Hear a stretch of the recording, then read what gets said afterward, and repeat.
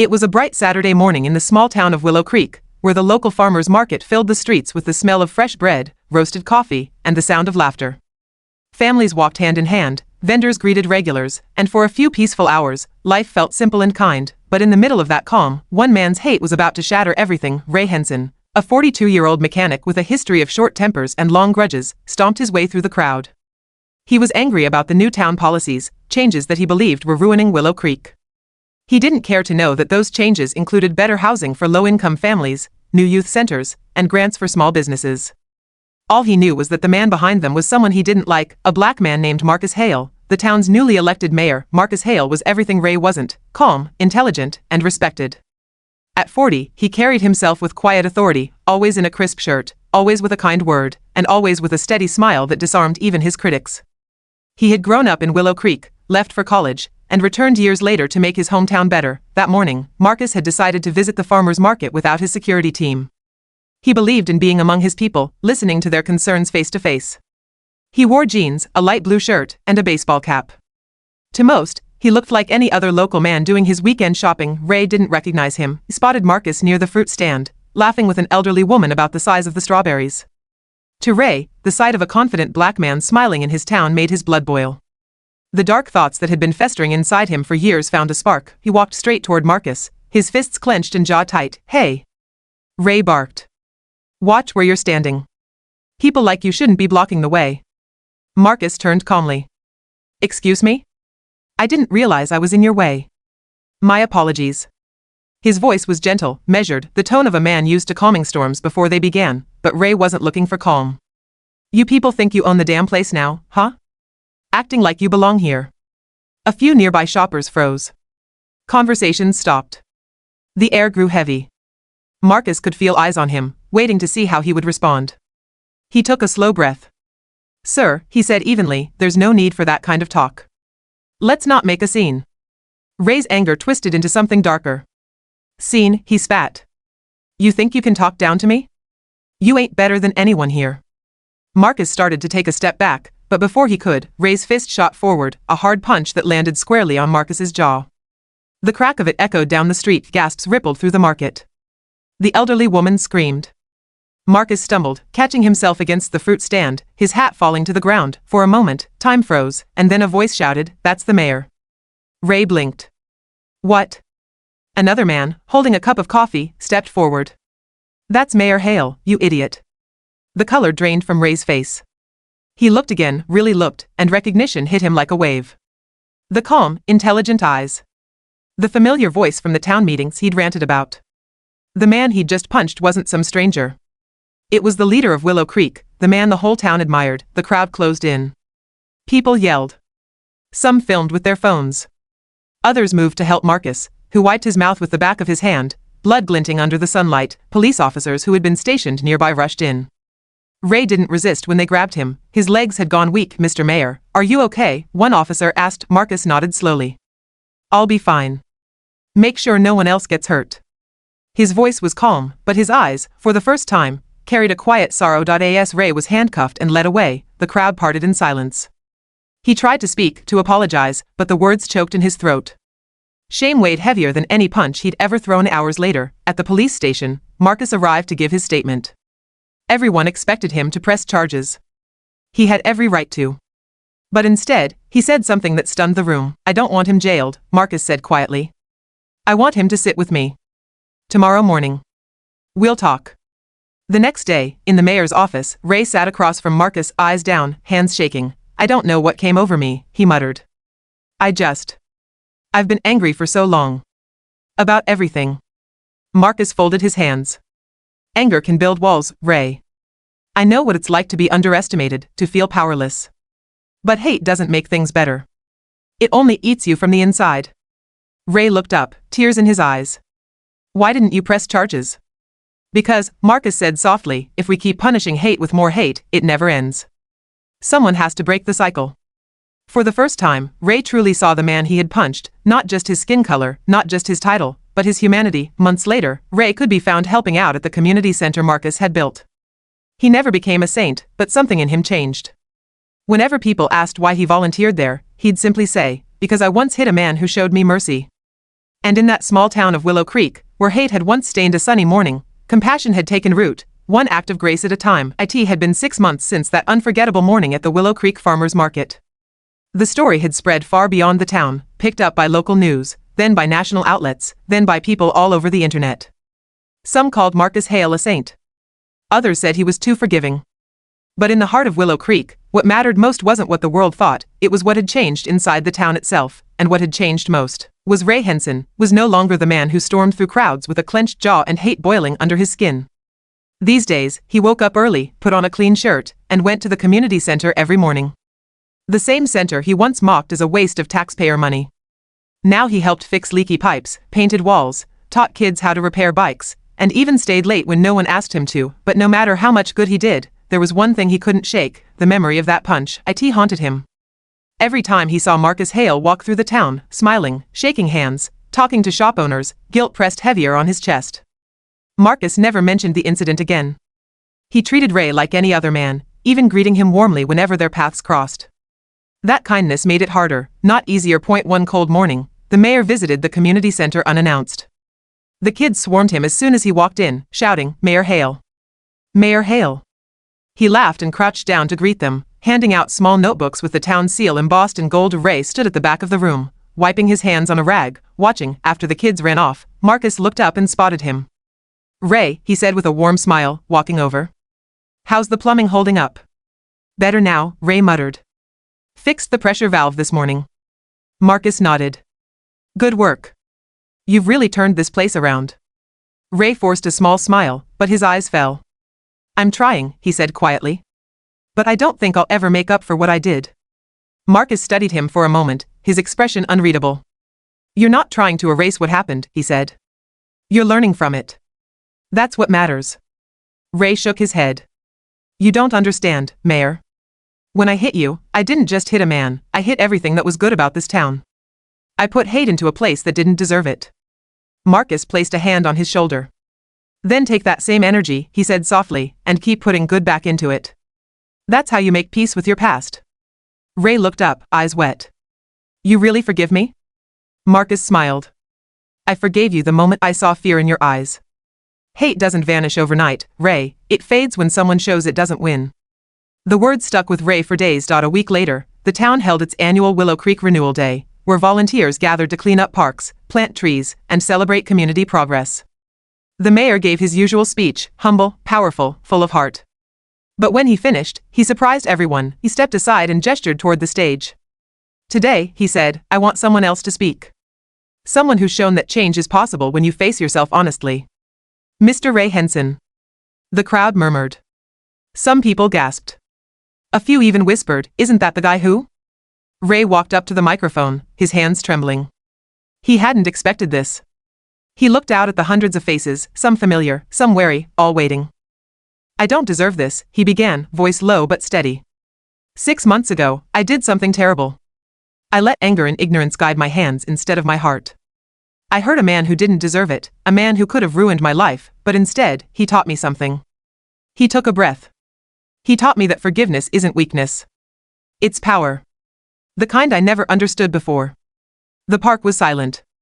Even the children stopped fidgeting. "I can't change what I did," Ray continued, "but I can choose what I do next. I used to think this town didn't need change. Now I see it's people like me who did." When he stepped away, the crowd erupted, not with judgment, but with applause. A few even stood. Marcus nodded from the side of the stage, pride flickering in his eyes. After the ceremony, a young boy, maybe 10 years old, approached Ray shyly. "Mister," he said, "my dad said you were a bad guy. But I told him people can change." "You did, right?" Ray knelt down, his throat tight. "I'm trying, kid. Every day." The boy smiled and ran off. That night, as the sun dipped below the horizon, Ray stood outside the community center and watched the town lights flicker on. The laughter of children echoed down the street. He realized that for the first time in years, he didn't feel angry. He didn't feel small, he felt human. Across the street, Marcus Hale locked up his office and gave Ray a wave. And in that quiet moment, two men from opposite sides of a painful story, there was no mayor and no mechanic. Just two souls, connected by the power of forgiveness, because sometimes, the hardest battles aren't fought in the streets, or fought inside the heart. A full year had passed since the day that changed Willow Creek forever, the day hate turned into healing. And forgiveness became the town's strongest foundation. Under Mayor Marcus Hale's leadership, Willow Creek had grown in ways no one imagined. The community center was thriving, small businesses were reopening, and people were starting to take pride in their little town again. Ray Henson had become a quiet symbol of change, not because of what he had done, but because of what he'd become. But peace has a way of being tested. And for Willow Creek, that test came on an ordinary Monday morning. The sun had barely risen when news broke. A national construction company, Ironvale Industries, had purchased land just outside town, land that once belonged to a local wildlife reserve. The company planned to build a massive plant there, promising hundreds of jobs and economic progress. But the people of Willow Creek knew better. The factory would pollute the river that ran through their town, the same river where their kids swam and families fished on weekends. At noon, the town hall filled beyond capacity. The air was thick with frustration and fear. "This plant will destroy everything we've built," one man shouted. "They don't care about our community," another woman yelled. Mayor Marcus Hale stood at the podium, calm as ever. "I understand your anger," he said. "And I promise you, we will not let anyone threaten what we've worked for. But we must act with reason, not rage." That was when the doors opened, and in walked Ironvale's regional manager, a tall, pale man in a gray suit and a colder expression. His name was Colin Rourke. He was there to negotiate. He spoke in smooth, corporate tones. "Mayor Hale, the factory will bring jobs, infrastructure, and investment. Surely that's something you'd want for your citizens." Marcus smiled politely. "Not at the cost of their health and their home." The tension rose. Colin's eyes narrowed. "With respect, Mayor, you don't have the power to stop this. The contract's already been signed at the state level." A murmur spread through the crowd. Marcus felt a pang of dread. The town's future was being decided without their consent. From the back of the hall, a voice boomed, "You can't just walk in here and destroy our town." It was Ray Henson. Everyone turned. The same man who once divided the town was now standing for it. Colin gave a cold smirk. "And you are?" Ray stepped forward. "A man who's made enough mistakes to know when someone's making a big one." The crowd erupted in cheers. For the first time in a long time, Willow Creek wasn't divided by color, class, or anger. They were united. Marcus nodded, grateful. "Mr. Rourke," he said calmly, "we'll see you in court." Over the next few weeks, Marcus and Ray worked side by side. Ray helped organize town meetings, collected signatures for petitions, and spoke openly about what unity could accomplish. The same man who once threw a punch was now the one calming others from throwing theirs. Late one evening, Marcus and Ray sat outside the community center, watching the streetlights flicker on. "You ever think about how different things could have been?" Ray asked quietly. Marcus smiled. "Every day. But sometimes, the worst moments in life are just the soil for something better to grow." Ray nodded. "Guess I was the dirt then." Marcus chuckled softly. "No, Ray. You were the seed." They shared a quiet laugh, two men who'd been enemies, now brothers in purpose. The court battle dragged on for months. Ironvale's lawyers were relentless. But Marcus refused to back down, and the town stood behind him, writing letters, holding peaceful rallies, sharing their story online. When the final ruling came, the judge's words echoed like thunder in the courtroom. "The people of Willow Creek have the right to protect their land, their water, and their community. The permit for Ironvale Industries is hereby revoked." The room exploded in cheers. Reporters scrambled for quotes. But Marcus didn't smile until he saw Ray in the back, tears in his eyes, clapping harder than anyone. After the trial, Marcus addressed the crowd outside the courthouse. Cameras flashed, but his words were for his people. "We won today," he said. "Not because we fought harder, but because we stood together. This town proved that hate can't divide us when hope unites us." He looked over at Ray. "And sometimes," he added, "the people who once broke something are the ones best suited to rebuild it." Months later, a new sign went up by the riverside, "Willow Creek Unity Park," dedicated to those who chose compassion over hate. Ray was there when the ribbon was cut. Marcus handed him the scissors, smiling. "You do the honors," the mayor said. Ray hesitated, voice trembling. "You sure?" Marcus nodded. "You helped build this, Ray. You deserve to open it." As the ribbon fell and the crowd cheered, Ray looked up at the clear blue sky, the same sky that had once witnessed his worst moment. Now it watched his redemption, and somewhere deep inside, he finally believed it, that people could change, that forgiveness could rebuild a world stronger than before, because in Willow Creek, the story that began with a punch had ended with peace. 2 years had passed since Willow Creek defeated Ironvale Industries. The small town had become a symbol of unity and progress, its story covered in newspapers, documentaries, and social media posts around the world. People came from other cities just to see the town that chose forgiveness. Mayor Marcus Hale's leadership had made him a rising figure in state politics. His speeches on unity and compassion were being quoted in universities and government halls alike. But with recognition came something darker: envy, opposition, and threats from people who saw his message as a challenge to their power, and soon, those shadows would reach Willow Creek. It began quietly, a series of strange events that most people brushed off at first. One night, the community center's windows were smashed. A week later, hateful graffiti appeared on the town hall wall: "You don't belong here." Marcus refused to let fear spread. "This is just noise," he told his staff. "We'll clean it, fix it, move forward." But Ray Henson saw it differently.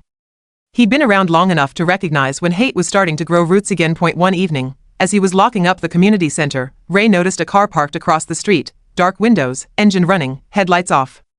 It stayed there even after he left. The next morning, he went straight to Marcus's office. "Mayor, I think someone's watching you," Ray said, his tone serious. Marcus looked up from his desk. "Ray, you worry too much. Probably just some reporters camping out for a story." Ray shook his head. "This ain't that kind of watching. I've seen this before." He hesitated, then added, "You gave me a second chance, Marcus. I'm not letting anyone take that from you. Let me keep an eye out." Marcus smiled faintly. "All right, Ray. But no heroics, all right? We'll handle this the right way." Days passed, but the tension didn't fade. Flyers appeared around town, ugly messages signed by a group calling themselves True Creek.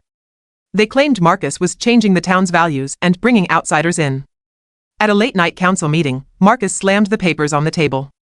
"We can't let this group divide us," he said firmly. "We'll respond with law, not anger." Ray was sitting at the back of the room, silent but alert. His instincts told him this was more than just words. That night, as Marcus walked to his car alone, a shadow moved behind him. Before anything could happen, Ray stepped out of the alley, flashlight in hand. "You forgot your coat, Mayor," he said loudly, making his presence known. The shadow disappeared. Marcus turned, startled. "Ray, were you following me?" Ray nodded. "Call it what you want, but someone was about to make a move." Marcus sighed. "I can't keep living like this, hiding, guarded, waiting for hate to show up again." Ray looked at him steadily. "You don't have to hide. But you do have to stay safe. Because this town needs you, Marcus. More than you think." A week later, Willow Creek was hosting its biggest event yet, Unity Day, celebrating the anniversary of their victory over Iron Vale. People came from miles away. There were banners, music, laughter, and speeches planned for the evening. Ray was everywhere, checking exits, watching faces, scanning the crowd. He didn't trust the calm. As the sun began to set, Marcus took the stage. The crowd fell silent as he began to speak. 2 years ago, this town was broken by hate. Today, we stand as proof that unity is stronger than division. That forgiveness can heal even the deepest wounds. Willow Creek isn't perfect, but it's a home worth fighting for.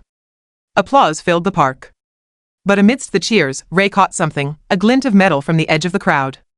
His heart froze. Without thinking, he pushed through the people, eyes locked on the man raising his arm. A gun. The shot rang out before anyone could react. Screams tore through the air. Marcus stumbled, but the bullet never reached him.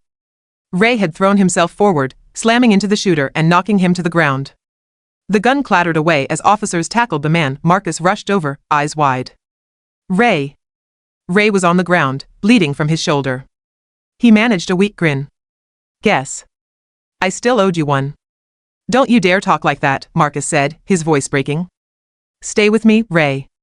The crowd watched in stunned silence as paramedics rushed in. Hours later, at the hospital, Marcus sat by Ray's bed.